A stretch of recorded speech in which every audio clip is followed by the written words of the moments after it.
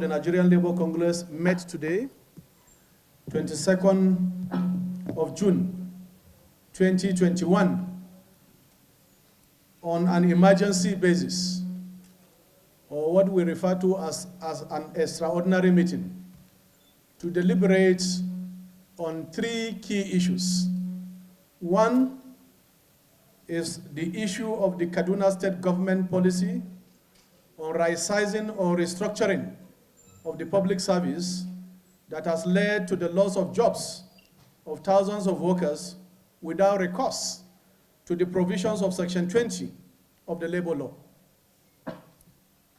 It is on record that between 31st of March and 1st of April 2021, thousands of workers have been laid off from the unified local government system in Kaduna State.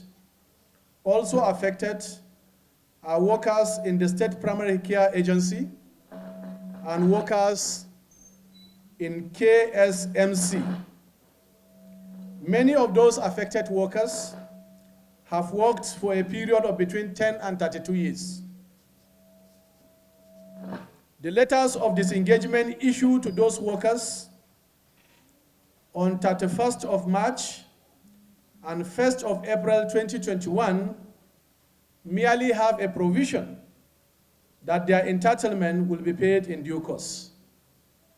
And all of you could recall that the over 35,000 workers disengaged in 2017 by the Kaduna state government under the name of reform have not been paid their entitlement in line with the provision of the law.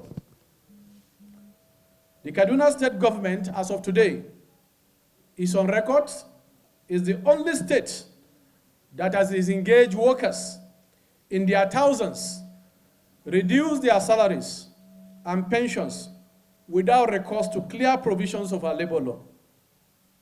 The last warning strike and protest was carried out in line with the decision of the National Executive Council and in conformity with our national laws that protects the right of a worker to withdraw his services in a situation as we have enumerated in Kaduna.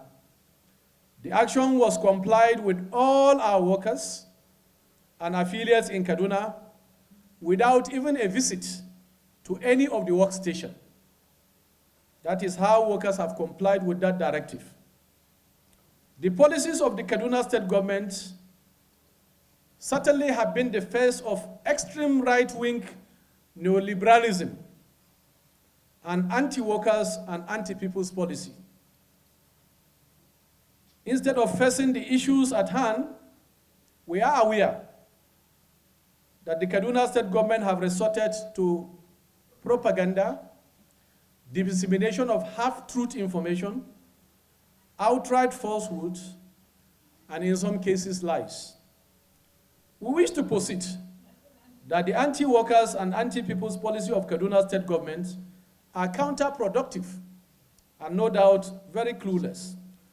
Such policies violate human and trade union fundamental rights, especially the right to organize and the right to collective bargaining, as provided in the International Labour Convention, Convention 87, and Convention 98 that Nigeria have domesticated and ratified since October 17, 1960. It is also important to say that the right of workers to protest such neoliberal policy are rights that are entrenched in our laws.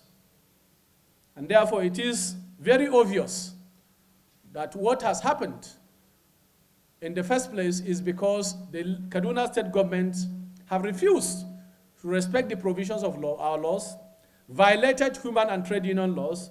That was what necessitated that action. And that action was carried out, and the federal government, through the Federal Ministry of Labor, intervened and conveyed a tripartite meeting to try to resolve the issue. Whereas NLC have remained committed to the process of reconciliation and intervention by the government, a memorandum of understanding was signed. And this memorandum of understanding posited that there should be a 10-person committee to be able to ensure that all processes and procedures in disengaging any worker, either through the process of restructuring or through the process of right-sizing, conforms with our national law, particularly Section 20 of the Labor Law. As we speak, that committee have not been constituted by the Kaduna State government.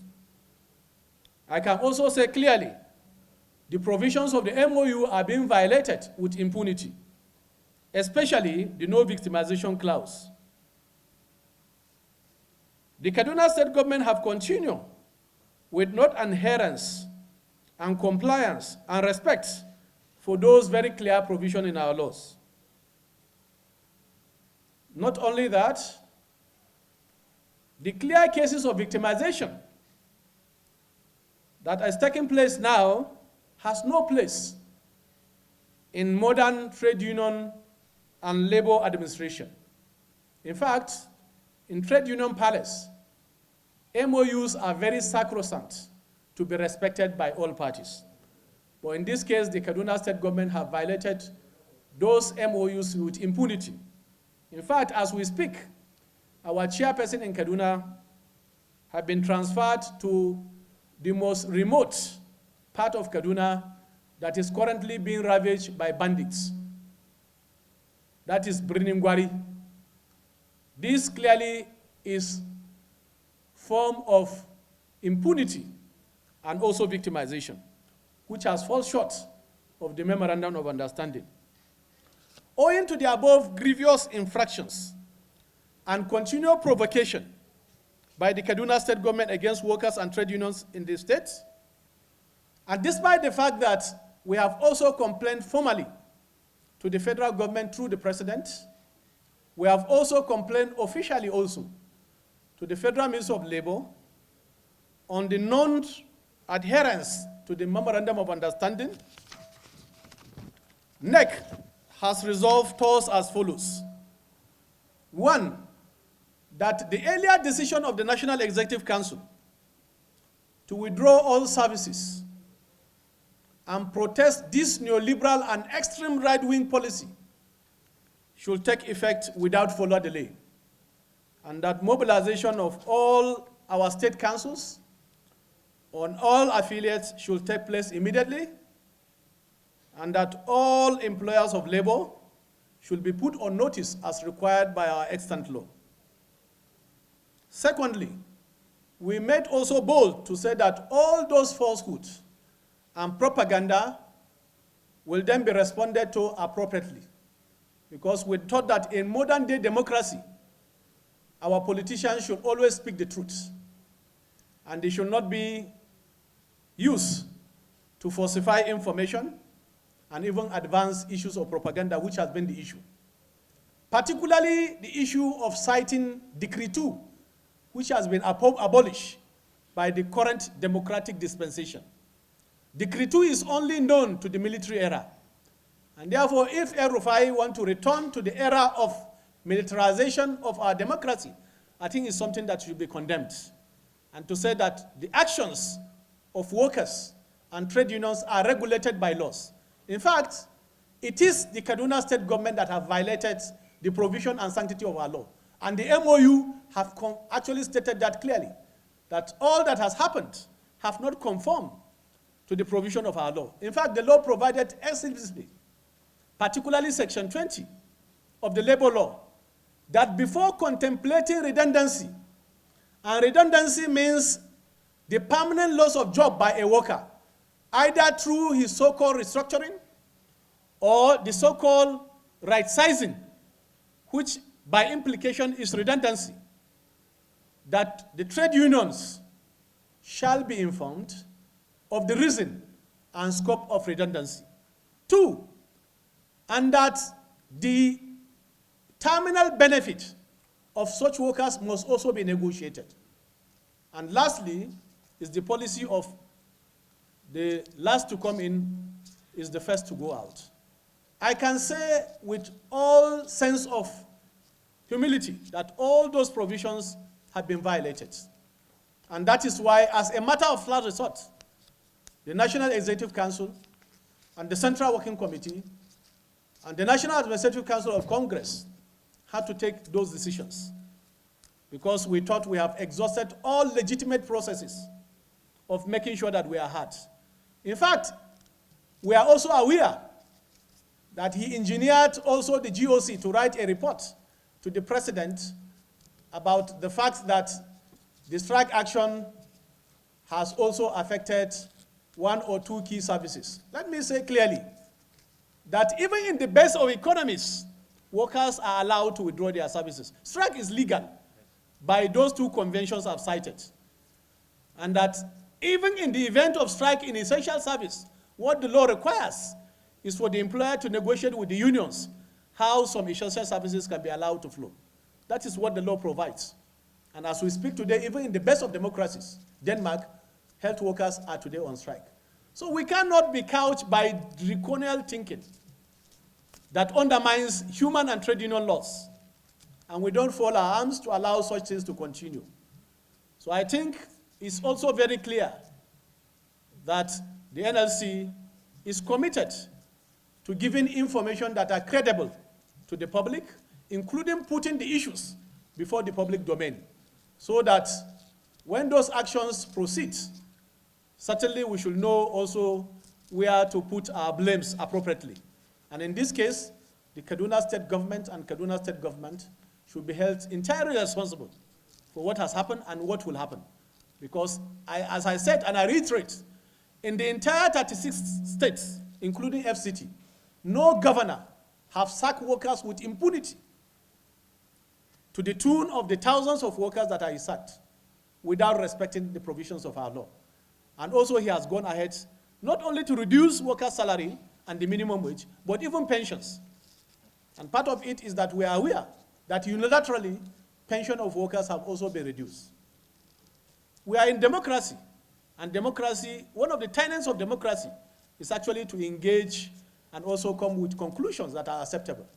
But in this case, it's very obvious that these are neoliberal policies and extreme right-wing policies that are pushed down the throat of Nigerian workers, and particularly the workers of Kaduna. And therefore, I think there should be no place for such a situation in a democracy that all of us have labored to try to put before the public. Let me also remind all of us, when El-Rufai was in exile and organized labor in Nigeria were organizing a similar protest, we can all remember what he said. He said NLC is the most credible platform in Nigeria. I remembered at that meeting, he said PMS should not be sold per liter over and above 14 Naira per liter. And today is the same El-Rufai committee that is now recommending through the Governors Forum that PMS price should be increased from between 380 Naira per liter to 408 Naira per liter. In a situation that we are in today, where many citizens have been driven into poverty. In fact, the World Bank recently captured it illicitly to say that more than 7 million Nigerians have been pushed into poverty because of such policies. There is a direct connect between the issue of physical security and the economic security of citizens. Where the economic situation of citizens are not addressed, then the consequence of it is also the issue of the physical security, which is now what is happening in Kaduna. So there is a nexus between the anti-workers and those neoliberal policies and the security situation today in the state, which we have emphasized and we have said time without number. And therefore, it's time to call our leaders to be responsible and accountable to the people. Any policy that does not have human face certainly should not be supported by any person that is elected to represent the people. And clearly, every Nigerian and every citizen of Kaduna knows that those policies have no human face. And that is why when we were there, not a single leader spoke against our action. Even religious leader that traditionally will intervene could not intervene because of the fact that they believe that the action of labor is timely And therefore, it's an action that is determined to call such leaders to order. No any religious leader or traditional leader that in many states will have intervened actually to even advise. And we are also aware, all those that have advised him, from the federal government to his colleagues, governors, and even people of goodwill, that all those advice have fallen on deaf ear. And therefore, this action by Nigerian workers is a matter of last resort. And therefore, we urge all our civil society allies and our workers across the states to actually prepare for the prosecution of this action. We have also put as a decision of NEC that the recommendation of the Governors Forum via the El Rufai Committee to increase the pump price of PMS from the current 162 to 380 or 408 should be rejected by the federal government because of the reasons we have advanced. But in any instance where these decisions are taken, we have also decided that services will be withdrawn by workers across board because of the grievous implications on the purchasing power of workers. As we speak, more than 1/3 of the states have not implemented the minimum wage. And even where implementation have taken place, they are currently under threat because of some of those recommendations. And therefore, it's about the survival now of the fittest. Workers must also struggle to survive. And I must emphasize that whereas in other climes, government and employers of labor are extending palliative and support to its citizens in all forms, because as I speak, in more than 58 countries, energy is still subsidized. Palliative is still being extended. And we have social security cover extended to the most vulnerable, including to the informal sector. But here we are. Within the context of the challenge of COVID-19, workers are being thrown out of their jobs with impunity, without respect for the provision of our laws. So we thought this is very important to put the facts before the public and also to circulate this very clear information about the situation of workers in Kaduna, because we believe injury to one certainly is injury to all. But it's even in this case, it's not even injury to one. It's injury to all the workers, because we also realize that most of these obnoxious policies are also being advised or are being chunked out by the same person that is trying now to undermine not only workers' rights, but the entire citizens' rights. So once again, comrades, I thank you immensely. We want you to disseminate this information without dilution, because those are information that will actually address the propaganda and falsehood that is being perpetrated by the Kaduna State Governor. And I want to reiterate that we have put all agencies of government on notice. And I think most of this information have been shared with you at different occasions to point out how those issues have affected the lives of many, many workers and have rendered them actually destitute, wherein they have put in many years of service to their fatherland. Thank you, and may God continue to bless us.